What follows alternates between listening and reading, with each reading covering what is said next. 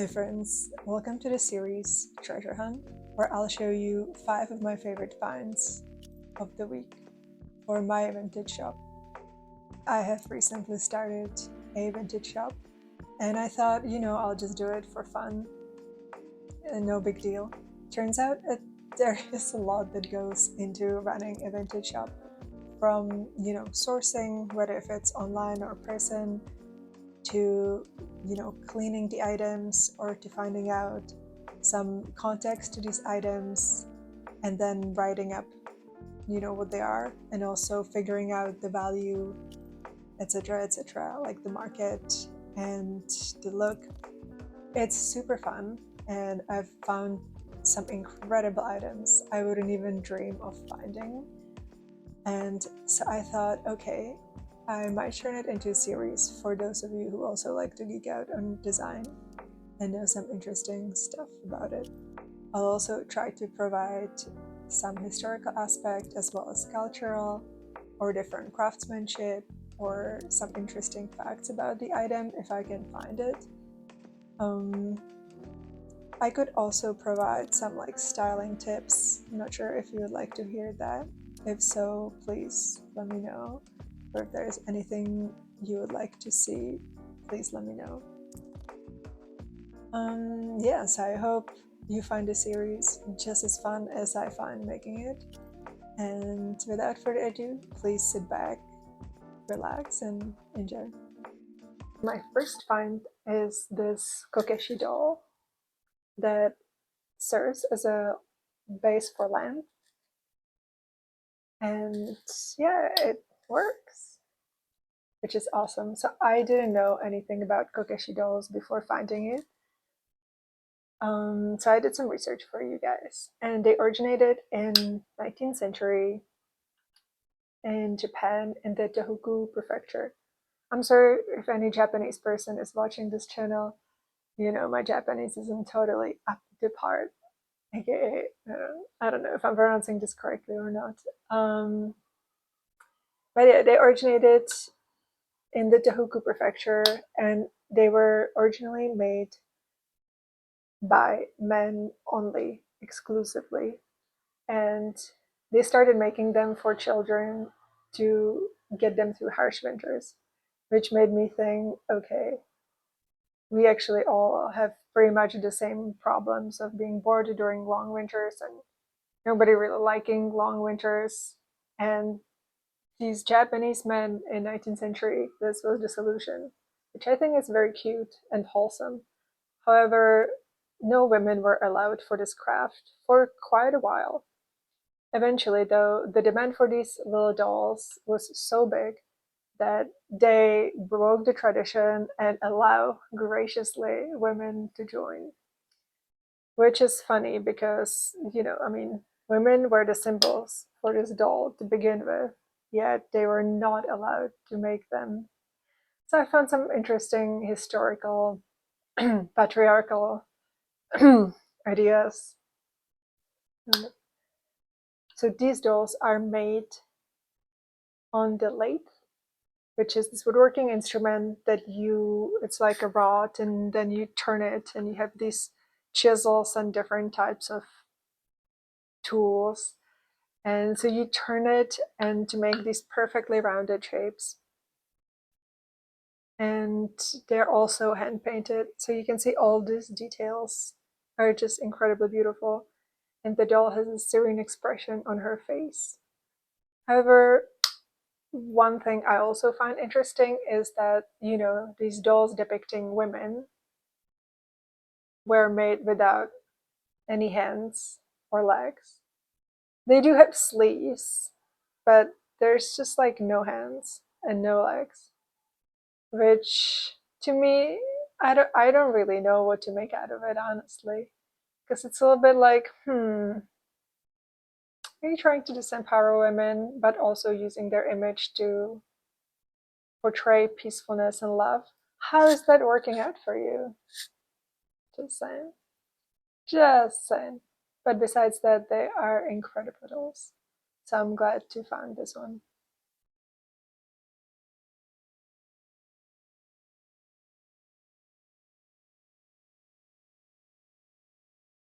My second find is actually also a kokeshi doll. I found them together as a pair, so I wanted to show you guys both of them because they're slightly different.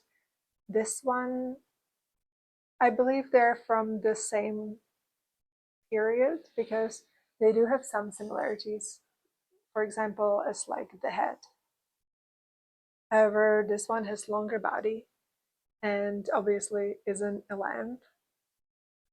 And instead of wearing like a stylish coat, she's wearing some traditional motifs. So I wonder what was the meaning behind it. I didn't really find kind of like in depth of usage or like reasoning of the shapes. Maybe it was for like babies that are younger so they can like easily hold it and demand revolution.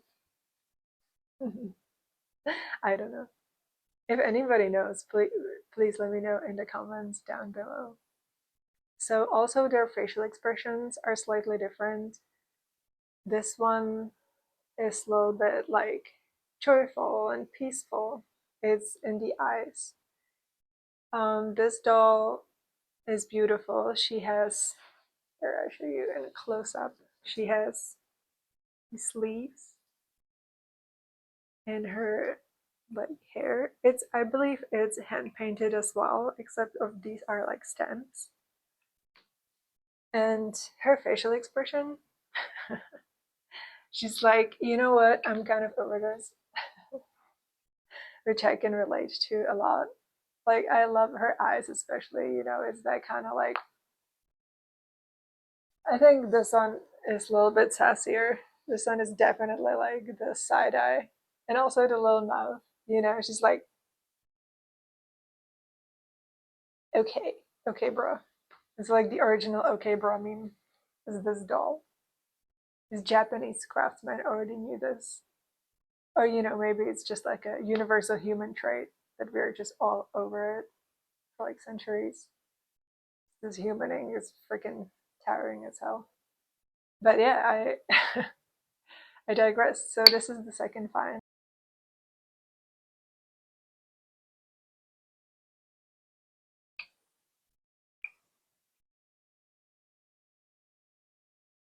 My next find number 3, is this framed series of 3 tapestries.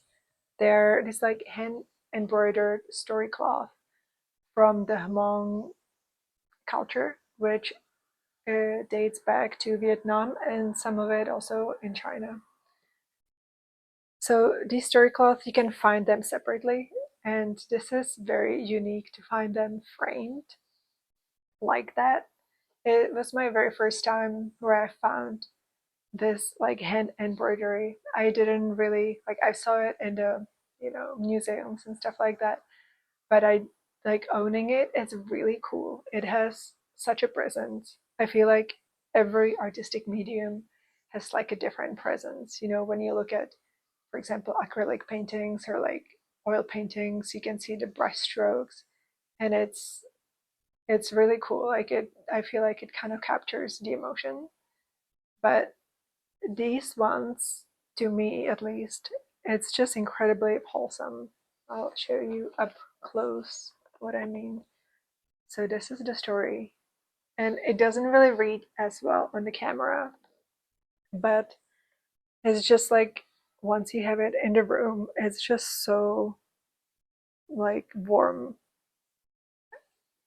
and beautiful, and it just, at least for me, it makes me feel stuff. Um, so yeah, needless to say that this beautiful story cloths were made by women. I mean, we love here anything that's made by women. And I like the juxtaposition. You know, this is probably somewhere in the 20th century. We can really see the juxtaposition with like, you know, male craftsmen who makes women without legs and arms. I don't know. Maybe that's just not what I think it is. And in that case, I apologize for my ignorance. But Yeah, these are definitely much more inclusive. You know, you see men, women, animals. It's like that whole like picture of life that I found is just incredibly cool.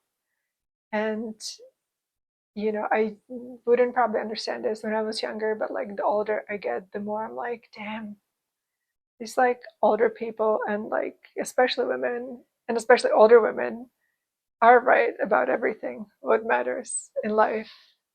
So, anyways, this is the cloth.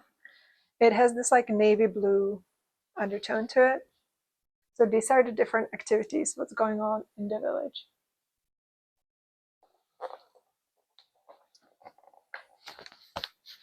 For example, the mic. For example, this guy is cutting the corn. This is, I wonder what this is. I honestly don't know. Could be something for like food preparation. This is something connected to the rice or like incredibly huge seesaw. um, then yeah, you have all these like animals, but none of them are up to scale. I hope at least, because this rhino. If you've ever seen rhino, that's like size of a freaking dog. I'm concerned. The squirrel, and if you if you ever see squirrel and rhino, they're like the same size. Maybe stop taking the drugs. Just stop. Just stop. But yeah, I love it. They really include like all the exotic birds as well. Also, butterflies, they're like way too big, which I love. I mean, I love these clothes. And then this is sort of like more foresty, sort of people living in the forest. I don't know. And yeah, they're crossing. They have some cool bridge architecture. My favorite find number 4 is this Bedouin fabric that is framed in wood. It's pretty damn huge, so I don't know if you can see the full extent of it.